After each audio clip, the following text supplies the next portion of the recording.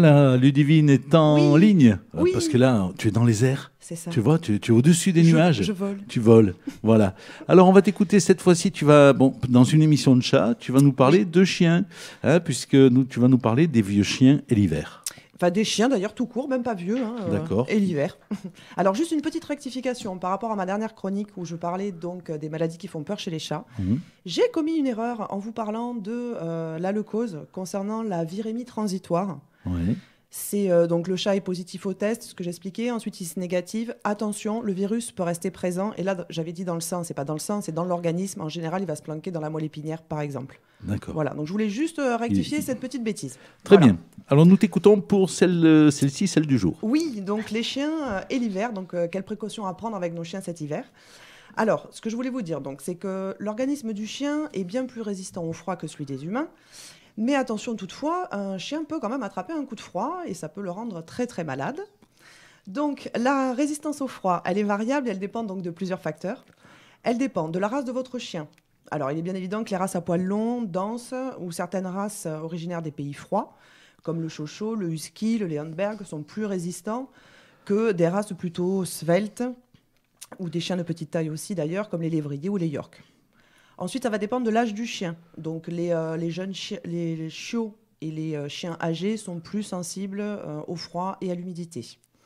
Ensuite, ça va dépendre de l'état d'embonpoint du chien. À savoir, les chiens trop maigres ou les chiens trop gros, les deux sont fragiles au froid et à l'humidité. Donc, pour optimiser vraiment la résistance du chien, un poids de forme est nécessaire. Voilà, d'accord, d'où une alimentation. Tu nous feras d'ailleurs une chronique, il y aura une chronique voilà, sur l'alimentation. Sur la diététique, justement, et le bon équilibre alimentaire. Ensuite, ça va dépendre, là aussi, bon, c'est un peu comme la race du chien, c'est-à-dire l'épaisseur de sa fourrure. Les races nordiques, évidemment, résistent mieux que les chiens à poil ras. On conseillera justement, d'ailleurs, avant l'hiver, de ne pas faire toiletter son chien ou alors de dire au toiletteur vraiment d'y aller doucement sur le sous-poil pour le laisser équipé justement pour l'hiver. Voilà. Ça va dépendre du type de froid. Le froid sec, en général, est mieux supporté que le froid humide. Ça, c'est le cas pour nous aussi, en général. Et le mode de vie du chien. Alors, c'est-à-dire qu'un chien qui vit dans une maison avec un jardin et qui sort souvent, ou qui passe plusieurs heures par jour dehors, supportera mieux le froid qu'un chien qui vit en appartement et qui est habitué à être dans une température assez constante toute l'année. Oui, mais ça se comprend, quelque part. Voilà. Ouais. Donc, alors, on va voir maintenant... Je ferai juste un petit aparté pour dire que d'ailleurs, les chiens habitués au froid, qui sont dehors avec des SDF par exemple, leur servent de chauffage, puisqu'ils blottissent le chien contre eux et ça les chauffe, ça les réchauffe. Tout à fait. Voilà, excuse-moi pour cette coupure. Pas de souci. Alors, on va voir maintenant les précautions. Alors, je vais vous parler des précautions à prendre pour les chiens vivant à l'extérieur, ensuite pour les chiens vivant en ville, en appartement, et on terminera, si on a le temps, avec le cas particulier des voyages à la neige avec son chien. Alors, pour un chien donc, qui vit dehors toute l'année, comme on le disait, c'est tout à fait possible. L'important, c'est qu'il y vive toute l'année.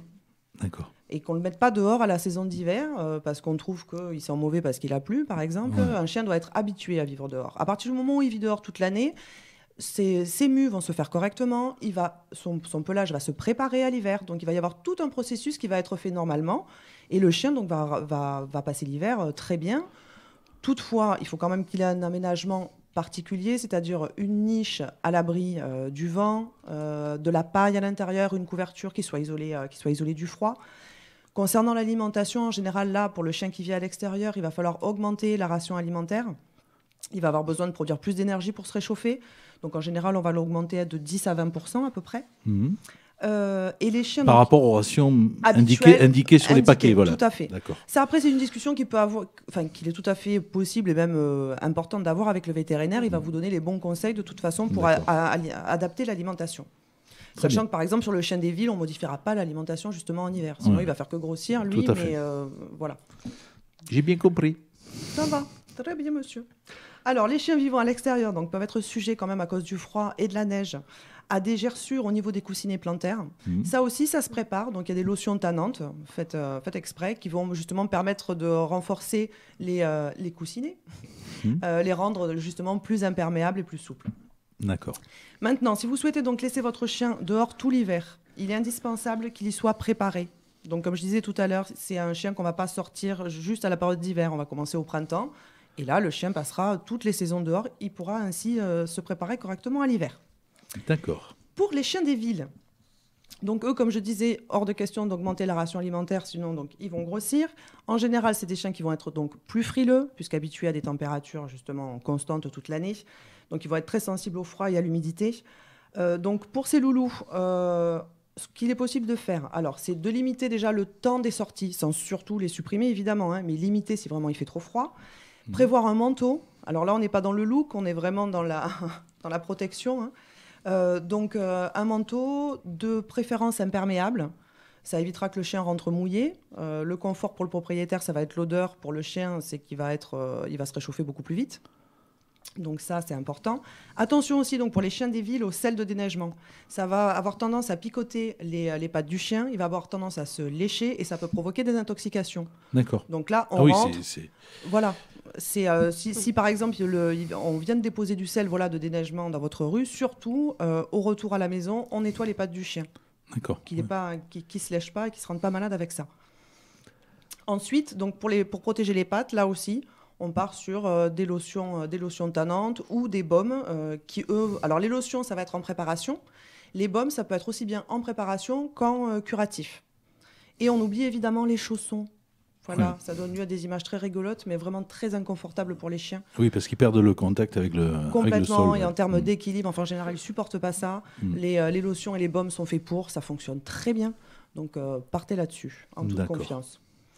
Ensuite, donc pour le voyage particulier à la neige. Voilà, lorsqu'on emmène son chien à la neige. Voilà, donc on va avoir le froid, là aussi, l'humidité de la neige, plus les morceaux de neige qui restent fixés dans le poil du chien.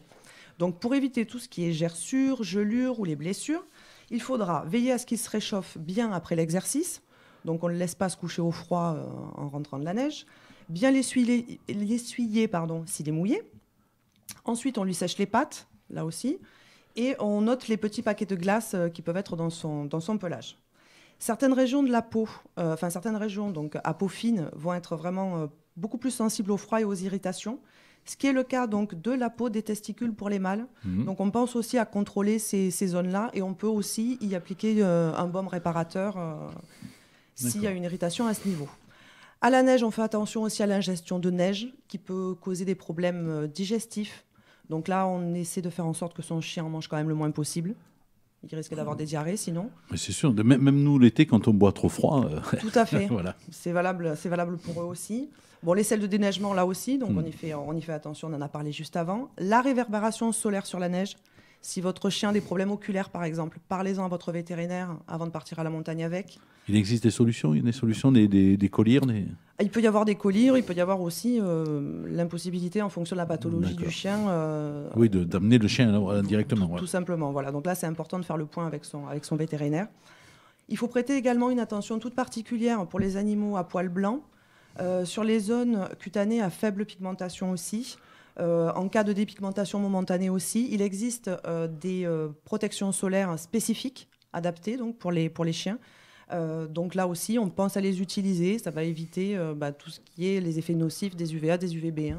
Là-dessus, après, si la peau est un peu dégarnie, ils vont souffrir des mêmes choses que nous. Hein. Oui, c'est clair. Voilà. Et enfin, si on veut pratiquer une activité sportive avec son chien, donc des raquettes, du ski de fond par exemple, là aussi, c'est du bon sens. Tout ça, ça se prépare. Ça se prépare à l'avance. Donc, plusieurs mois avant, on va commencer à faire pratiquer une activité croissante à son chien, mais de manière progressive. On va préparer, là aussi, ses coussinets, de la même manière. Donc, tout ça, voilà, s'anticipe. Là, on va augmenter sa ration alimentaire. Alors là, il est possible que ce soit de 20 à 30%, voire des aliments performance en fonction de l'activité prévue. Là aussi, c'est important d'en parler avec son vétérinaire. Voilà, j'ai fait plus court aujourd'hui. J'espère que ça vous aura été utile pour partir à la neige avec votre chien. C'est très bien. On te remercie, Ludivine, pour tous ces bons conseils.